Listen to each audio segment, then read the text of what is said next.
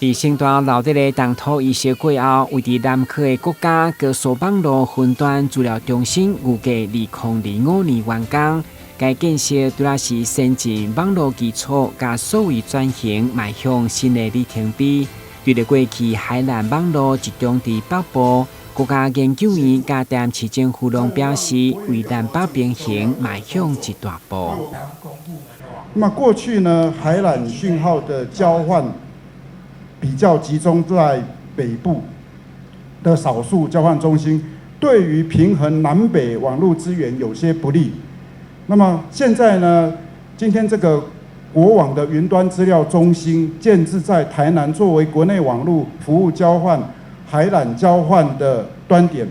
将有利于平衡南北网络资源，同时也有利提升我国宽频的普及率，还有缩小我们的城乡差距。今天借着国网中心云端资料中心的这个设立，我想不管在硬体以及在实务上，都能够拉近这个南北的距离。我们也看到了这样子的一个云端中心设立之后，会提供800个柜位。今天有非常多业界的各位业者一起来与会，那可见大家对于我们网络的需求以及网络的安全都有非常非常殷切的期待。那作为地方政府，我们除了乐见这个网络中心的设立之外，也期待另外一个新的绿建筑能够成为台湾建筑的典范的一个设立。国网云端资料中心预计投入6亿2000多万，主要成为网络交换中心，提升政府网络传输的效能和安全，加强由南到北的国家级宽频网络服务等任务。也希望透过三观学研的投入，让人民对网络快速的需求有感。一些以前没有办法提供的服务，因为这样的资料中心设在这里，它能够提供新的服务。好，那这个是民众比较能感觉到的地方。另外一个是一种间接的概念，也就是说，我们成立这个带来一些商机，还有一些业者进驻。好，这个会带来民众的商机，就会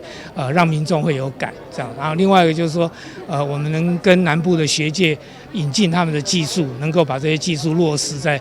南部比较特殊的这个产业的需求上面。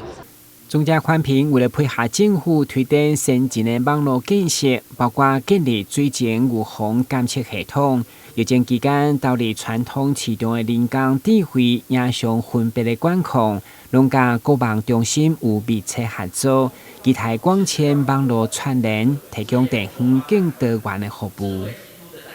中嘉宽频、三国网跟双子星有线电视，其实常年以来都已经跟国网中心做了非常多项的配合。这一次国网中心沿着台湾的高铁，那建了一条骨干。那他们希望在有线电视方面呢，可以利用我们到家户的这个末端的 last mile 的建制，来帮国网中心做更周全的服务。